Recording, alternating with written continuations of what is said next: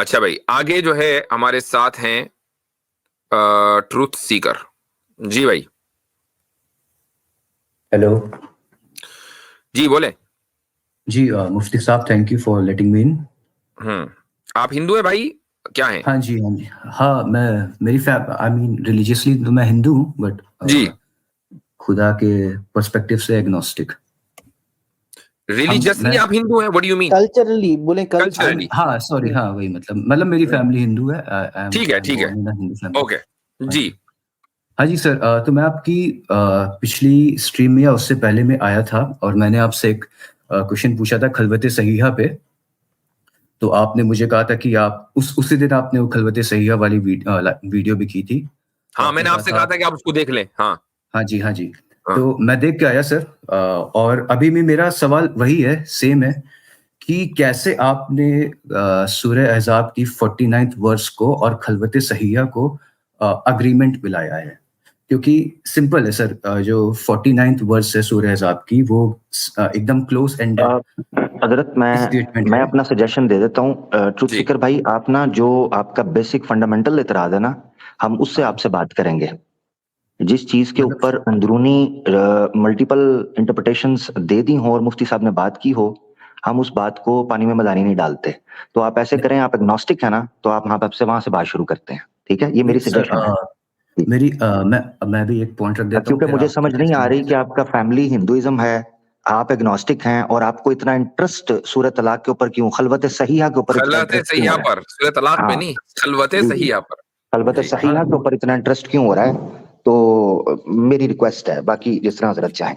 हाँ, नहीं वो बाकी आप बिल्कुल सही कह रहे हैं कि जो एग्रीमेंट हमने मिला दिया। अगर आपको मान लीजिए इस्लाम के किसी कॉन्सेप्ट के ऊपर, बल्कि हाँ आपको जी, तो इस्लाम के किसी भी कॉन्सेप्ट पर एतराज नहीं होना चाहिए, क्योंकि आप तो एग्नोस्टिक है ना, तो आपको बात ही करनी चाहिए कि एग्नोस्टिसिज्म क्यों एक सही रवैया है और क्यों एक लॉजिकल, सही का मतलब ये है कि क्यों एक लॉजिकल रवैया है। ये जो कंफ्यूजन की जो स्टेट है, ये क्यों एक लॉजिकल स्टेट है, असल तो इस पर हम्म। बात होनी चाहिए।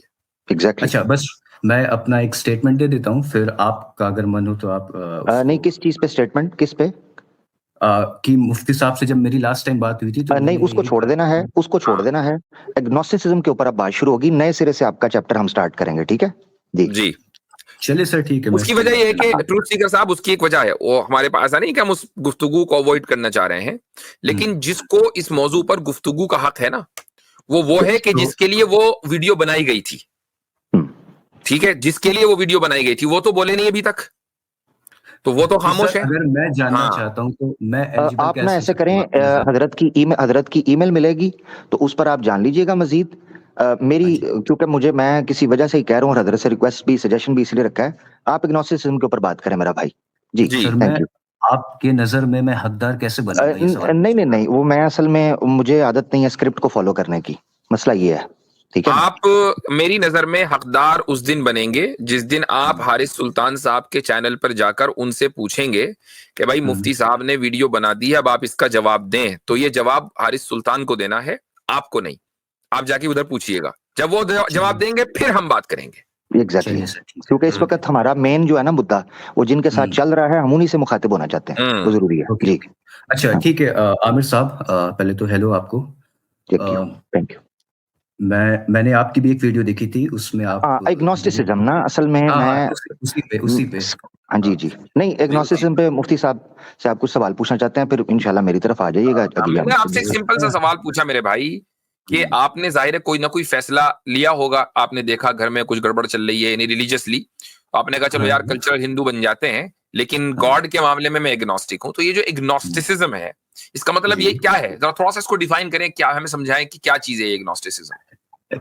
एग्नोस्टिक होना मतलब ये है कि मुझे जो सामने से दिखेगा, या मुझे किसी तरह से मतलब मेरे 5 सेंसेस ऑफ ऑर्गन से या किसी तरह लॉजिकल इंटरप्रिटेशन से अगर कुछ थोड़े से भी उसके एविडेंसेस मिल जाएँ हम्म। गॉड के होने के, तो मैं उसे मान लूँगा। और ठीक है, मेरा मेरा पॉइंट ये भी नहीं है कि वो है नहीं, और ना तो मेरा पॉइंट ये है कि हाँ, सही है वो नहीं, है। अभी आप बीच में है ना, अभी आप बीच में हैं करेक्ट, कि करेक्ट, भाई करेक्ट। हो भी वही, सकता है नहीं भी हो सकता, राइट? जी, बिल्कुल, बिल्कुल। अच्छा, तो बीच में होने के लिए हुँ, आपके पास दोनों दलीलें होनी चाहिए, गॉड के होने की भी और गॉड के न होने की भी, राइट? हुँ, तभी तो बीच हुँ, में होंगे।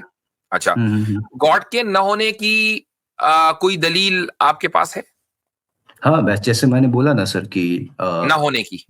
हाँ, ना होने की ना, हाँ, हाँ, ना होने की यही है कि जो गॉड नहीं है उसकी दलील दीजिए, आर्ग्यूमेंट। जी, आर्ग्यूमेंट। हाँ, हाँ, गॉड का कोई भी एविडेंस नहीं दिखता है जो ये जो मैं एविडेंस अपने नहीं है। Absence of evidence is not the evidence of absence. नहीं, सुनिए तो मेरी बात कि सिर्फ मैं आपको ये देखने की एविडेंस बात नहीं देना कर है रहा कि हूँ। गॉड हो नहीं सकता, ये एविडेंस देना है जी। नहीं सर, एविडेंस नहीं है इसका मतलब कि कोई चीज नहीं है ना? नहीं, वो आपके पास नहीं है ना।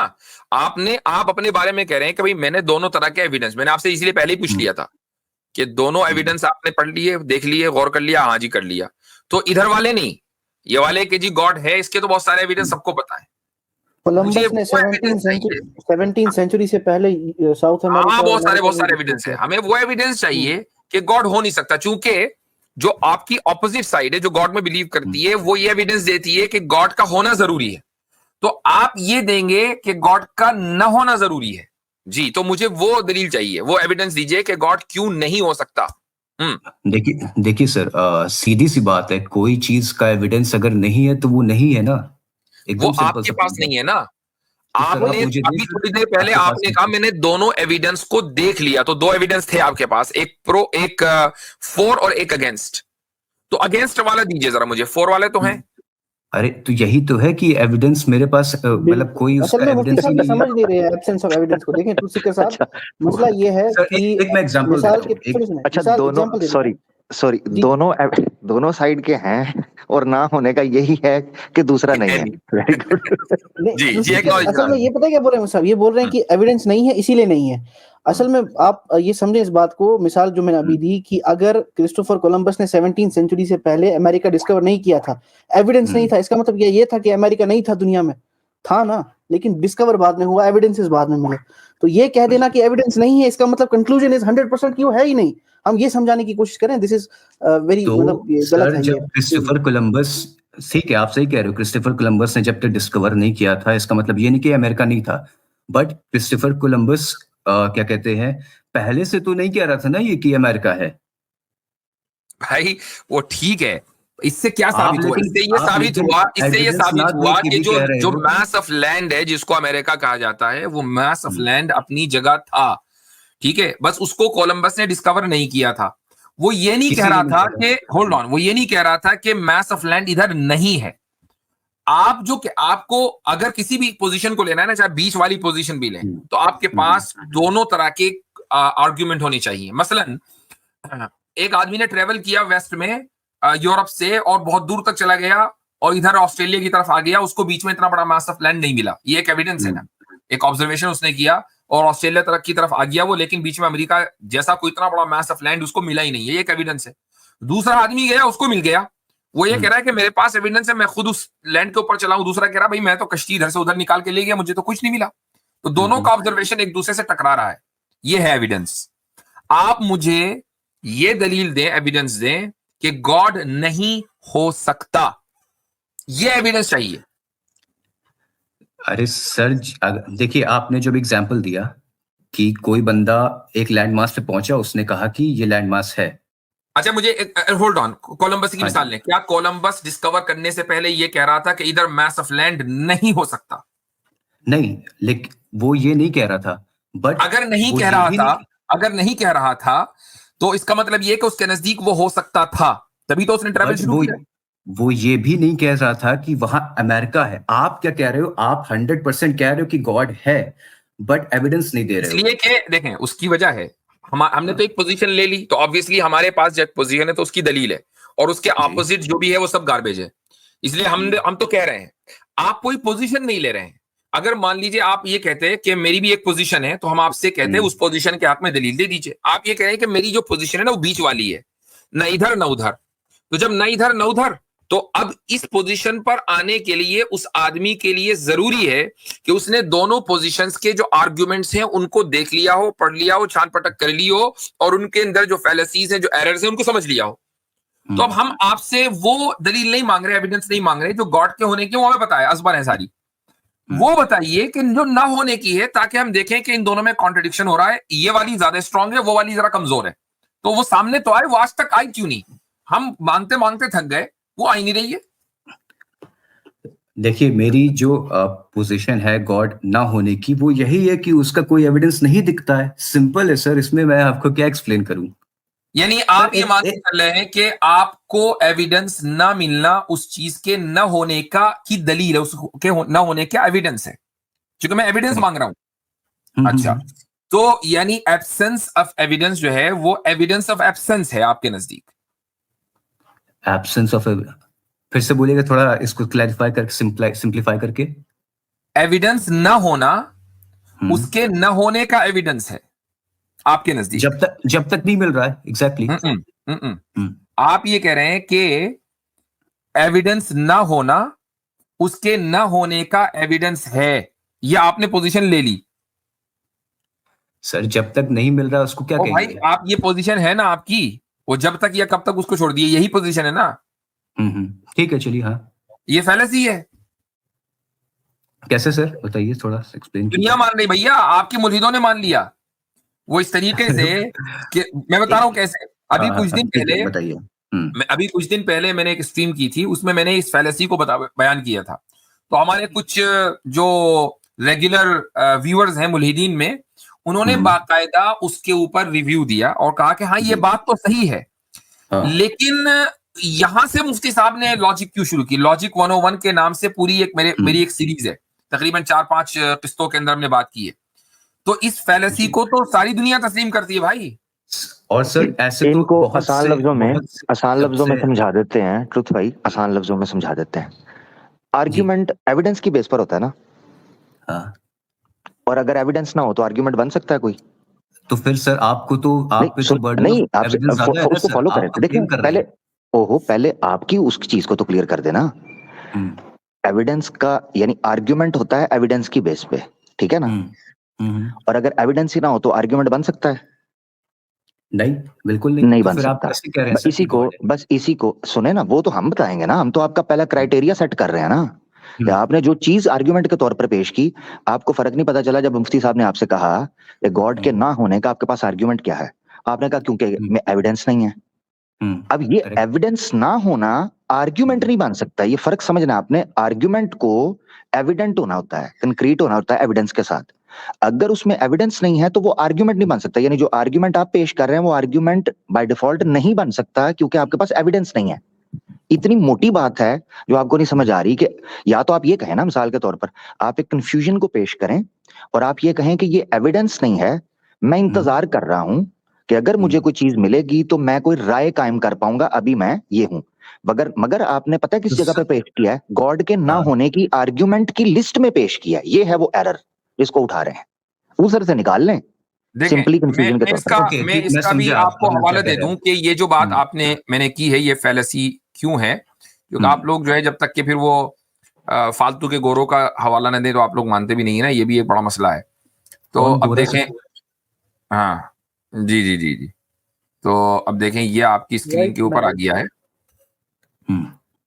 अब देखें इसमें ये एक जर्नल है, national library of medicine, absence of evidence is not evidence of absence.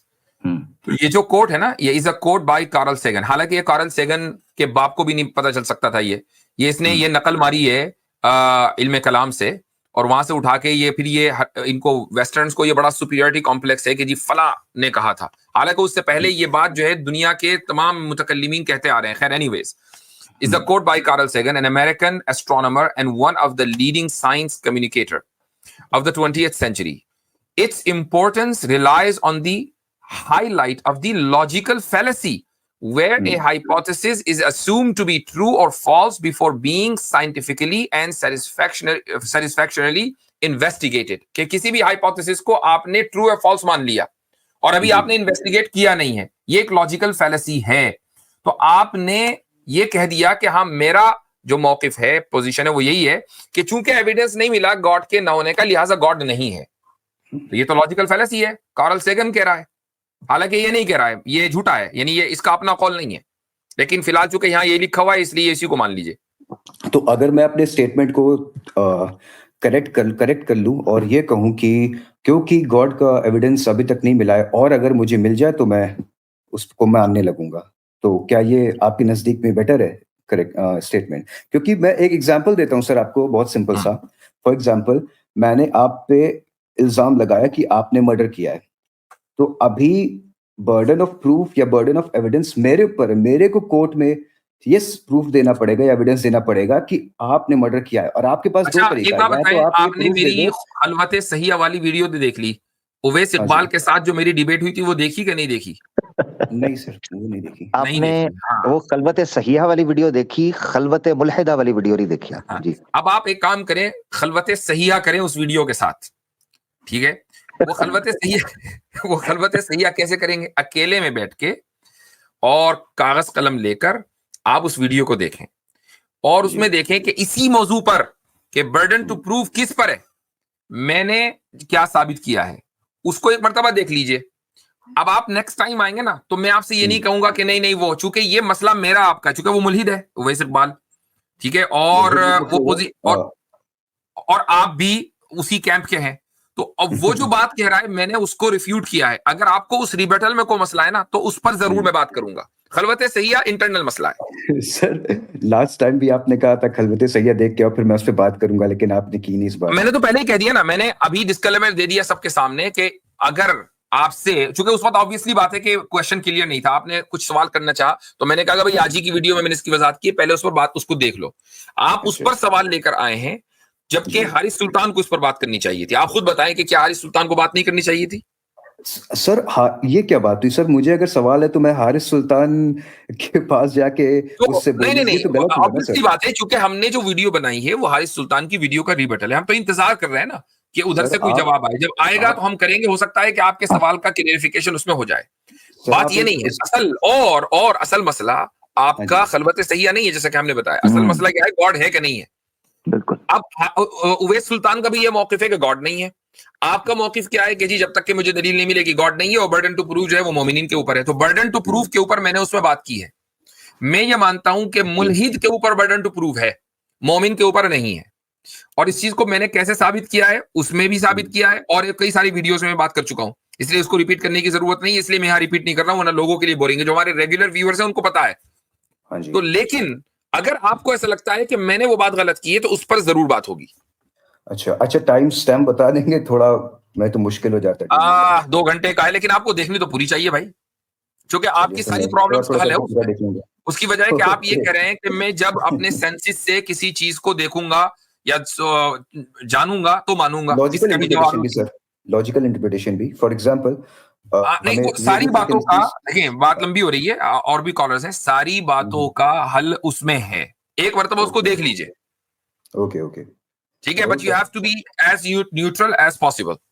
हाँ, देखिए मैंने ट्रूथ सीकर भाई आपका फायदा कर दिया है। आप किधर वो फिकी इतनी डीप जा रहे थे, अभी बेसिक्स में आपको करने की जरूरत है ट्रूथ सीकर भाई। उस पर खोज करें, जैसे ये लॉजिकल फैलेसी थी, इस बारे में आपको नहीं पता था, तो इस तरह गौर करें, काफी कुछ सीखने को मिलेगा। जो बेस है वो समझ आ गई तो खलवत सहीहा हो या खलवत इज्तमाइया हो, आवाज फासिदा हो, या जैसे वो आपके लिए छोटी चीजें हो जाएंगी समझना।